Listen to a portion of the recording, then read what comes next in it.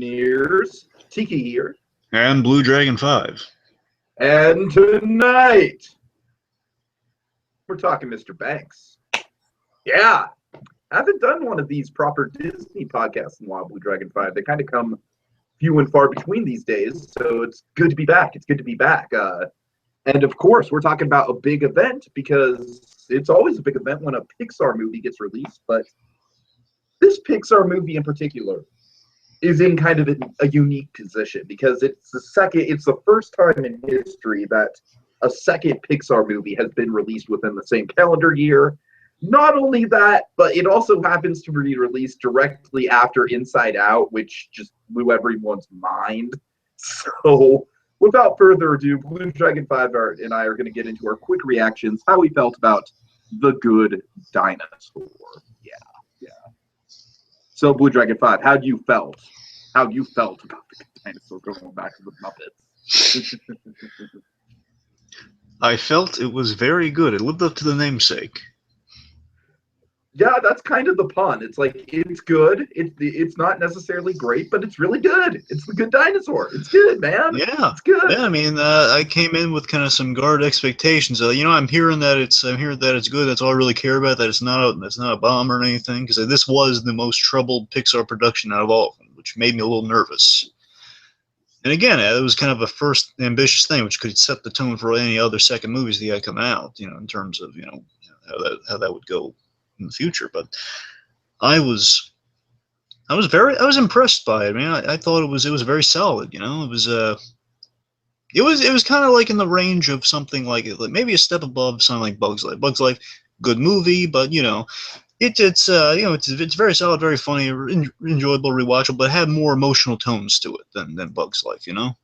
Well, it's really funny that you mentioned Bugs Life because I actually do think that's a very good comparison. I think that this movie is probably going to go down as like Bugs Life 2.0 in terms of like its place within the Pixar canon. I mean, it's certainly not going to reach into the top pantheon of films like Up, Finding Nemo, Inside Out, the Toy Story franchise, The Incredibles. You know what I mean? Yeah. Ratatouille. Like those are the higher pantheon. It's definitely down there with films like A Bug's Life, Monsters University. I want to say it's a step above stuff like Brave, obviously, maybe a step above the Cars movies, but I hate to play that comparison game because, like we say over and over and over again on this channel, a diamond's a diamond, and this is most certainly a diamond. Man, I would rewatch this. This movie was good. I mean, it was simple and in terms of the story, but I mean, it was simple in a great way. It was like it's a simple kind of you root for the underdog story, but it's also kind of the story of friendship. It's a little blend of a lot of things. It's like it is. It is a bit of a Western in there. It's a lot of Western elements, which are awesome. That was honestly my favorite part. That was the thing that I responded to the most when I saw it. Was I picked up right away. I was like, holy crap, this wasn't in the marketing at all, but this film really does feel like a Western. They pulled a Brave in terms of the marketing with this movie. Like you didn't see any. But it did piss people off, though. I don't think as much as Brave did, at least. Well, I mean, no, that really ticked people off. The Brave. I had no problem with it. I had no personal problem with it. I'm just saying, and people cite that as like the main reason why they dislike Brave. Well, I mean, like Brave, in terms of just kind of the marketing thing, it said, Brave is you're going in expecting, this whole thing, but then it just kind of surprised you, like it's this real hilarious comedic premise of, mother turns into a bear. I mean, you didn't see it coming. It's like a whole nother level added to it. Like, okay, this could be really fun, and it was fun. I genuinely appreciated the pantomime comedy involved in that. That's what I'm saying. I was blown away by the animation of the mother as a bear. I was like, oh my god, this is brilliant. Exactly. No, I'm totally with you. I was one of those people where when I saw that twist in Brave, it improved the movie for me. But I just think Brave just kind of has this reputation in general, and it is a movie where I just don't find myself going back to it the same way I do. I think Brave just falters a little in the third act. That's what I think. Definitely. And it's not bad. It doesn't like bad falter. Just kind of turns like predictable in the third act. That's all. It's like Cars 2 is most definitely the weakest of the Pixar films, and even you and I can controversially say that we think it's a decent movie, if not a good movie. I mean, it's passable. Cars 2 is passable. Okay, it's like, you know, I mean, the animation looks. Michael Caine as a spy car. You've got a lot of cool racing action scenes. It's That's good. the It's thing. decent. You know, the globe trotting in the car in the car's world. You have that as well little as, stopover with Luigi and Guido's family, which is ridiculously enjoyable. yeah, that's the thing. I mean, you know, the globe trotting in the car's world, and you know, the spy element. It's basically it's a love letter to kind of the summer blockbuster spy movies, and that's the best part of that movie. And of course, the animation looks fantastic. And the question is, you know, if you can tolerate Mater or not. Because if you can, the movie's not going to be that bad for you. But you know, if you really don't like Mater, then you're not in luck. Yeah, I remember when I watched Cars 2, I really didn't mind Mater as much as I thought I would.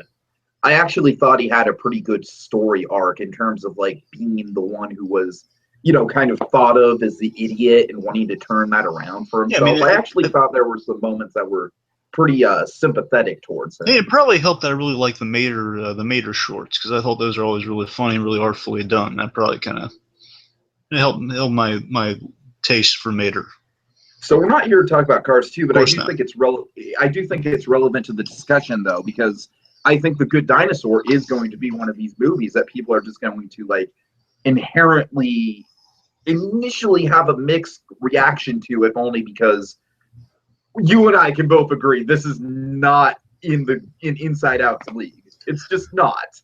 No, but you know what I feel it is? I feel it's kind of a combo of and again, I'm not again. It's really hard. I think this isn't kind of an original thing, which as we kind of getting at here, it is an original project. It's kind of hard to compare it to other things, but in just terms of kind of gauging what we're saying with our kind of comparison. What I would honestly say the closest thing I could compare this to would maybe be The Lion King.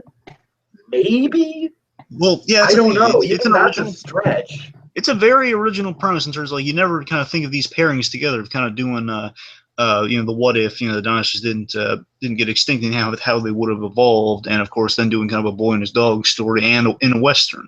And a western at the same time. But I mean, kind of, if I were to kind of do kind of a Pixar film comparison of like what this movie really is, it's kind of a cross between, again, aside from just the bugs, like just kind of gauging the success rate of, you know, the bugs. I'm talking about just kind of tonally what they're doing in the movie. It's kind of a mix between Ratatouille and WALL-E. I can definitely see WALL-E. Yeah, Basically, WALL-E for sure. It's not as intelligent. Well, I mean, don't get me wrong, they're both very. Well, the thing about WALL-E was that WALL-E just had these really, really fascinating, almost Orwellian sci-fi ideas in there that made it almost like a high sci-fi movie as much as it was an animated movie. And Good Dinosaur is not that. Good Dinosaur is very, very pretty. You know what I mean? That's the thing. I mean, it's not as cerebral as. The plot is not trying to.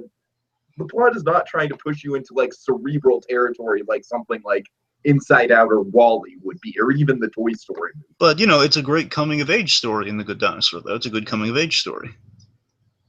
It is. I have my issues with it. I have plot holes with it and everything else, but it's fine. It's really good.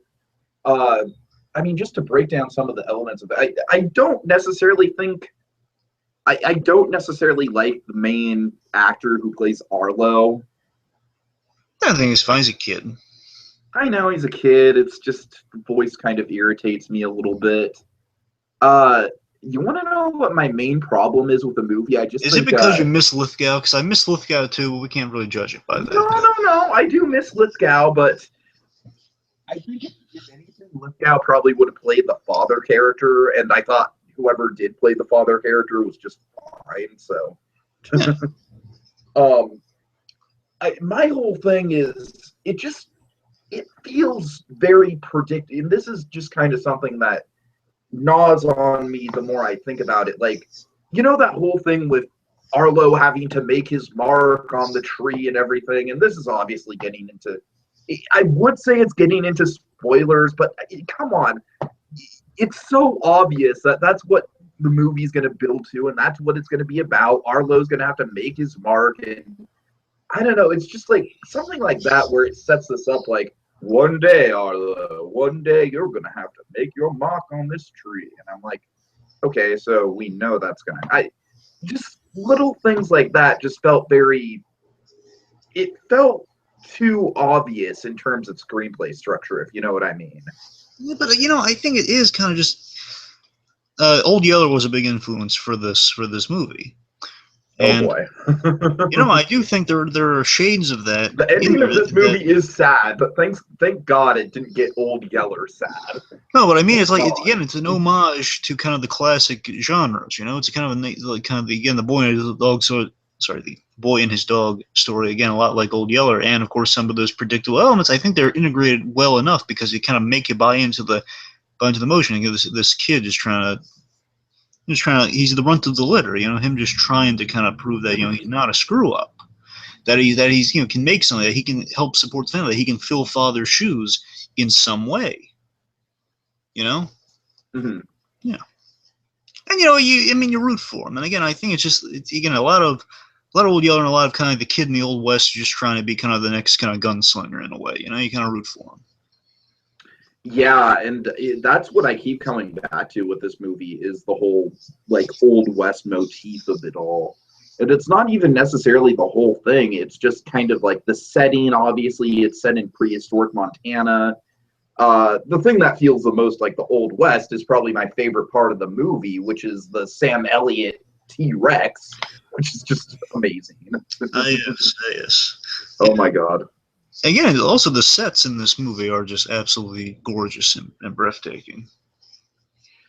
Yeah, I was calling to mind How to Train Your Dragons 2 myself, except this is more photorealistic, whereas it was kind of photorealistic, but it was also very fantastical. This is much more naturalistic than that. Yeah, I mean, literally, they had this great moment where I believe it's Arlo. He reaches kind of the peak of these mountain ranges he's been walking through the whole movie, and it's like really early in there, and basically he's like kind of looking down, and you just see the whole environment, kind of like a valley almost, kind of this gorge of mountains on like sides of each other, like looking for the river, and it's just it looks like it's a photograph with our little animated character in the midst of it all. It looks breathtakingly gorgeous. And of course, every time you see water, it's just like it's yeah, they've absolutely perfected the water. I mean, we're gonna see them do the underwater again, just replicating exactly Nemo, but upgrading the water as they have done. Right. That's going to be interesting because that's going to be like the technological jump from Toy Story 2 to Toy Story 3, except with Nemo. So yeah, that's one reason I'm excited for Finding Dory. Exactly. Seeing it here too, just like you don't really see the refractory elements of the water all that much, and this movie is chock full of that, and it looked gorgeous. Like when Arlo awakens, the refractory stuff is just it does. Yeah, all the when the skin is wet, it's really convincing. I think there's still a couple of character models that are a little off. Like I thought the Sam Elliott T-Rex was really good, but I thought his two kids were, I don't know, just not very detailed. I don't know. I think it didn't bother me because you're bought into it by now. It's like it's fine. One thing that this movie feels like is it almost kind of has this Alice in Wonderland quality to it, where it's just these two characters going and meeting bizarre people, but these characters that they meet, like the Collector. I think the Collector is a fucking great scene. Probably the comedic highlight of the whole movie. Would you agree? The Pet Collector. Very hilarious. Yes. that was amazing. Debbie. Murderer! Spike! Oh god. Yeah, that was great. But it's like, that's one of those things where it's like, I wish somehow they would have worked that guy into the plot a little more. Somehow. I don't know how. But he was just such an engaging presence for the 5 minutes that he was on screen that I felt kind of disappointed that it's like, when he leaves, it's like, that's it. We're not going to see him again. And he has a really cool introduction with the camouflage and everything. And I think that can be said with all these creatures in this movie. I think this movie does a really good job of just establishing the environment and establishing the ecosystem almost as well as something like, dare I say, Avatar. Dare I say it? There, I said it. What do you think? Well, I mean, again, just going into this movie, we were saying, whether it's busted or not, I mean, the animation is going to be flawless, and that's going to be the most memorable element of it. Obviously, it's not going to measure up to Inside Out, but the animation, just given the glimpses we've seen in the trailer, is going to be just kind of dumbfoundingly beautiful. And that was another thing I was a little worried about, is that it was just going to be kind of visually memorable. Don't get me wrong, there's a lot of that in there, but again, I think the story just kind of has enough emotion in it, but also just kind of simple. Again, it's this kind of story based around the friendship of friendship through very realistic means. I was just so impressed by how they kind of had you buy into this friendship between Spot and Arlo. You know, just how it was such at first it was such an unlikely friendship. They had very, very distinct reasons not to like each other, and they got over that. It kind of reminded me, it took me back to the place of kind of a Toy Story. You have a Toy Story, The Unlikely Alliance, which of course is just, it was so well done there. And there was a trailer. I think. Yes, and one of the trailers that really kind of hit home with me was the kind of the teaser for this. It was, I want to say the One teaser. Moment can change everything. Yeah, the one moment can change everything. That one was really kind of hit me like, man, this movie could be really good. Just seeing that, you see kind of all the friendships forming through Pixar. It's like one moment change everything, and you know, I think they had some smart shades of that within this movie that really kind of carried it through and made it, even if it's not as impressive as an Inside Out, it did definitely kind of. It captured the magic of Pixar. It showed, you know, they can still kind of pull off an original idea here. And again, if you know, I gotta ponder this now. You know, with a movie like Inside Out, then followed by this, in a way, it's as if they're kind of pulling what Disney's doing now. They're kind of entering a new renaissance for Pixar. Kind of they're restarting the wheel almost. I'm hoping so. I'm hoping so. Think about it. Okay, we get Inside Out. Let's just, for argument's sake, say that's the Toy Story of this new cycle of the Pixar generation.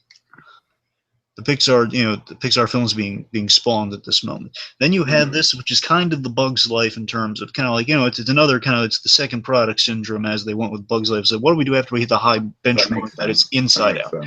We do something that it's simple. It's got some good shades of emotion in there, but it's funny. It's a simple premise. We're just kind of homaging some great stuff here. Good Dinosaur. And then what we have next, we have Finding Dory, which, don't get me wrong, I mean, I know they're skipping some films in that cycle, but I mean, you know, actually, wait a minute. Well, Finding Dory could kind of be the Toy Story 2. Yeah, now that I think about it. And do we have is Coco after that? Oh, God, I don't know. I think so. I want to say. You know, if Coco's after that, it's kind of following that. It's kind of that original. Coco's after that, so that's kind of like Monsters, Inc. Yeah, you know, a bit of something a little scary that's just kind of showing you like kind of the majesty within something that at first glance. And then Toy Story 4 is after that, which kind of breaks the pattern with Finding Nemo, but. Yeah, but you know, like a little bit of Nemo here and there with, you know, Finding Dory, and you know, it's a little spread. But you know, you see what I mean, though. Yeah, yeah. In a way, now I never really considered that until this moment. That, you know, with kind of how Good Dinosaur panned out, it's kind of like a solid Bugs Life movie, like saying, yeah, we can still do this. You know, we can still pull off some really neat original ideas that kind of capture our signature of what we kind of pride ourselves on in these movies. Kind of stories of friendship, overcoming impossible odds, just kind of, you know, being just visually dazzling you, just showing you that, you know, storytelling, no matter how storytelling, even if it's through a simple premise, or it's just kind of a story's been told over and over again, it depends, like, you know, what you infuse in that story to make it distinct. And I think, you know, they kind of pulled that off with this movie. Definitely. I keep making the comparison to Avatar, and that this is a much better movie than Avatar is, I think.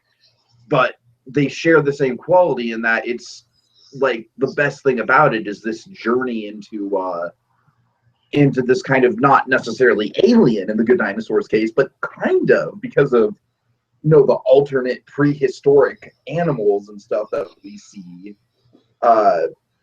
And just the sheer spectacle of it, though. That's what I want to get into, because we've got several scenes that just take your breath away when it comes to you know, whether it be the firefly bug things in the field, or that scene where they're running and there's all those birds that are flocking up, or the scene where Arlo's bouncing Spike up into the clouds. Oh yeah, really, really good, majestic stuff.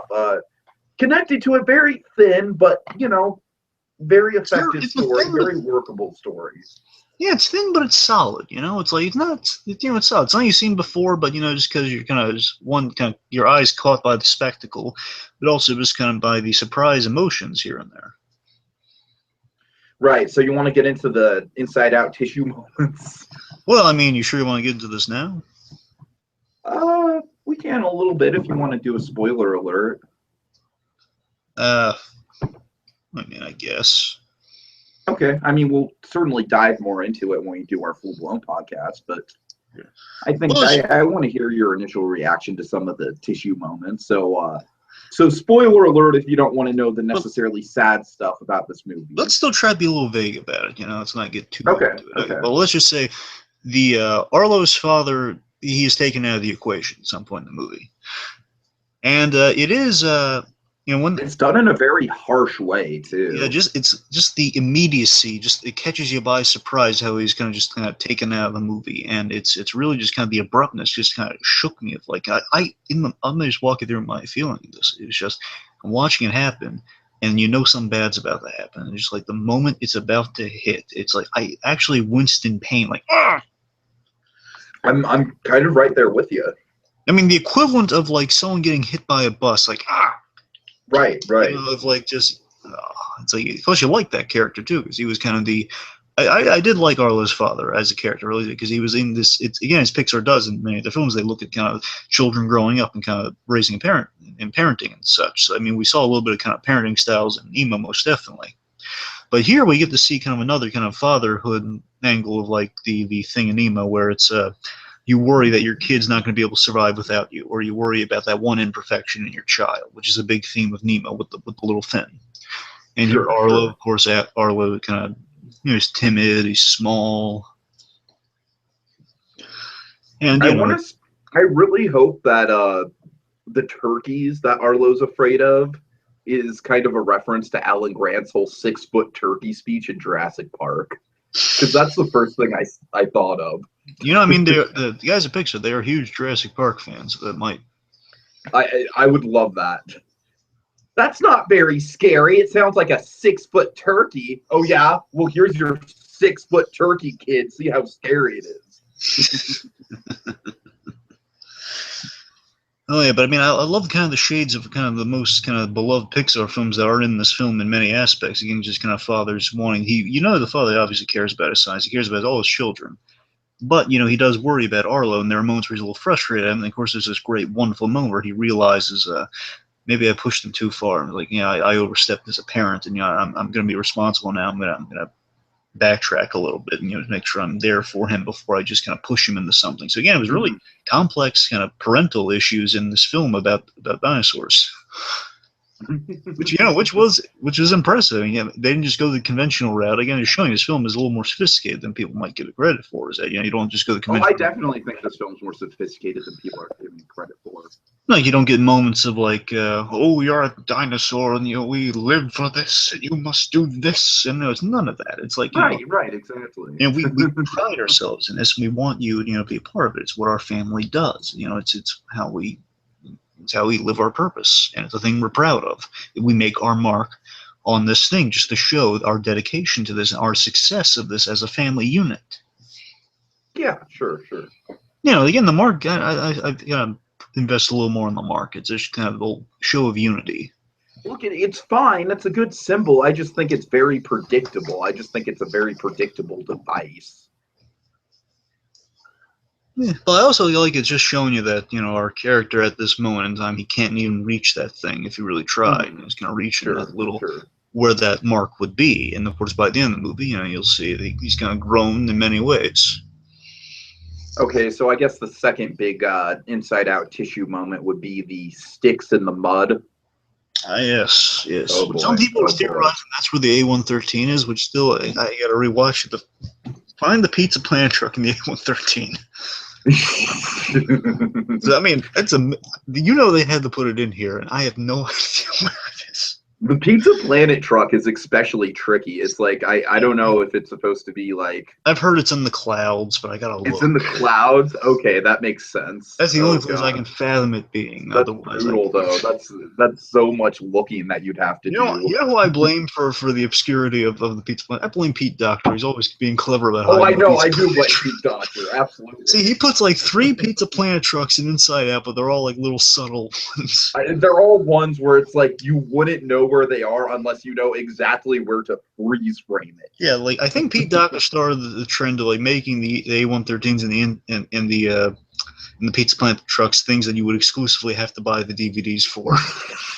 Right. You know, it's not like Wall-E, where literally it's a fixture of the plot.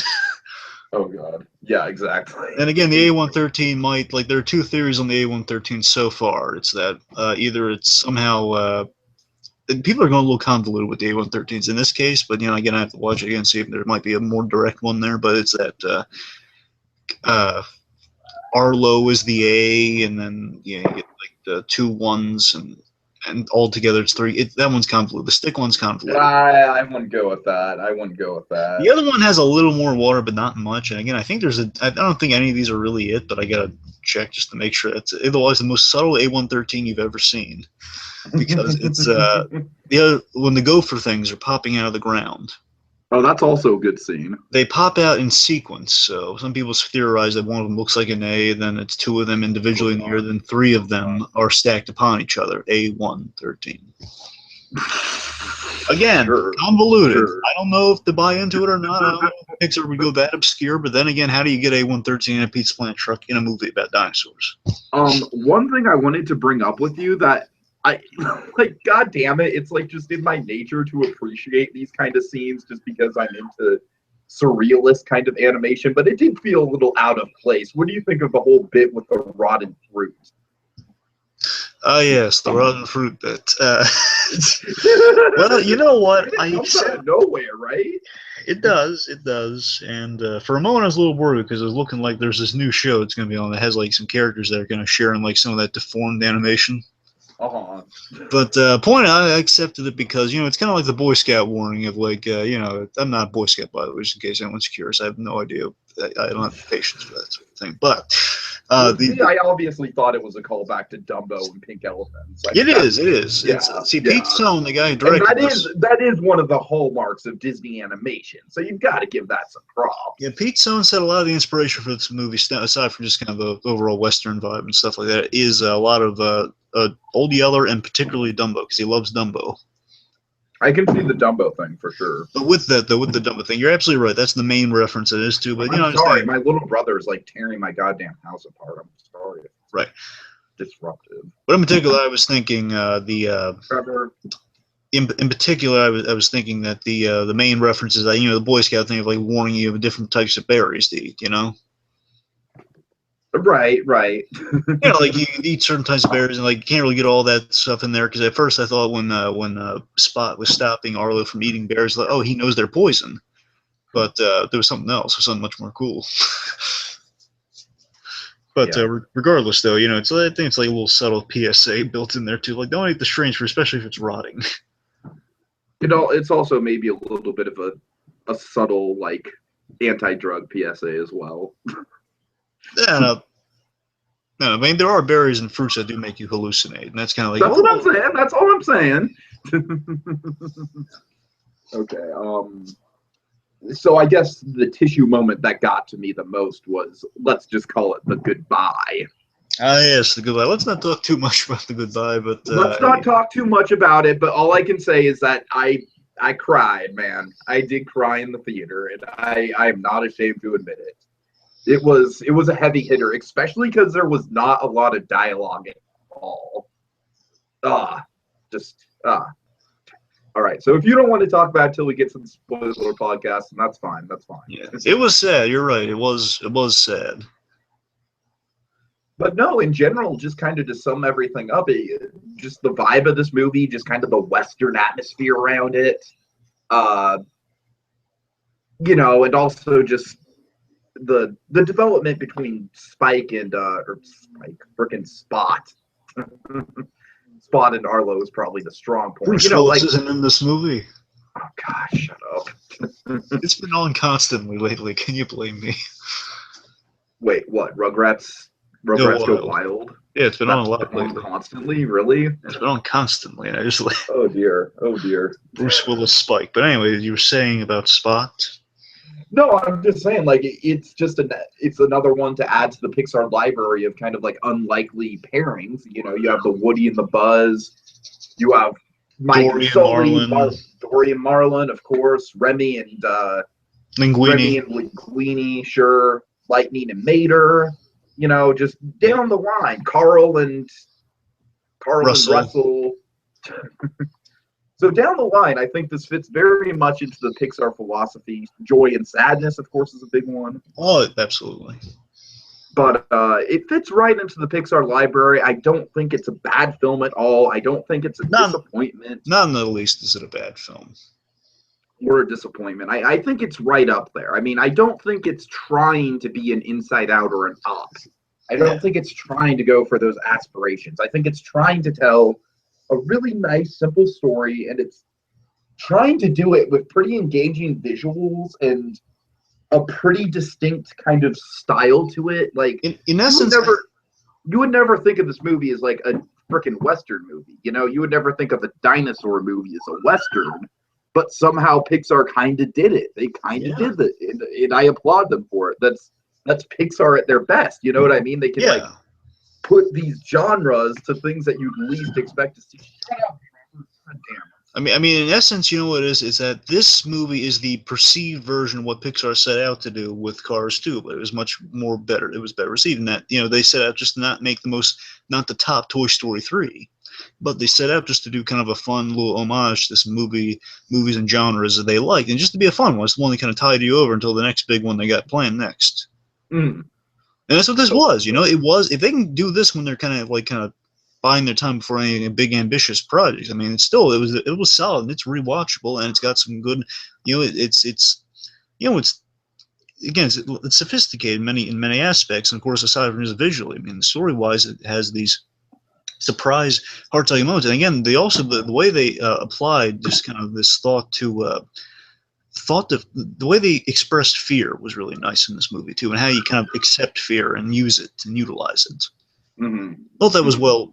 Basically, they're applying some good thought in there, but not without shooting their load on. You got to remember, just given how production plagued this movie was, it still turned out a much better result than I feared it would have. Because again, this is the most plagued production. I think it's a much more even movie than Brave is, and Brave is another Pixar movie that, like, it's not as good as Ratatouille, and Ratatouille again is kind of the third that kind of struggled through multiple directors and everything. But it's not as uneven as Brave. It's right there in the middle. Yeah. So, but again, good Dinosaur, very very solid, very fun. I encourage everyone to go see it if they can. It lives up to its namesake. It is very good. Yeah. All right. I guess we'll save the short for our podcast, our long podcast. Do you want to talk real briefly? Yeah, really briefly. It's my least favorite Pixar short ever. Oh. I'm sorry. I just was not engaged with it at all. I'll say this though. I think it's the most. I think it's the most ambitious Pixar short. You know what I liked about it? I liked how personal it was. I appreciated that much of it. Yeah. I really appreciated how personal it was. Having said that, it just didn't draw me in, and I didn't think the pacing was all that good. Well, I mean, I just think it's again, it's ambitious. It's something you really don't see a lot. Again, we'll get into details and specifics when we talk more spoilery, but also I think it's certainly Pixar's first stab at anything with religious symbolism in it, which is a risky move. And also, I think the use of color and kind of connection between kind of fantasy and reality is really well integrated.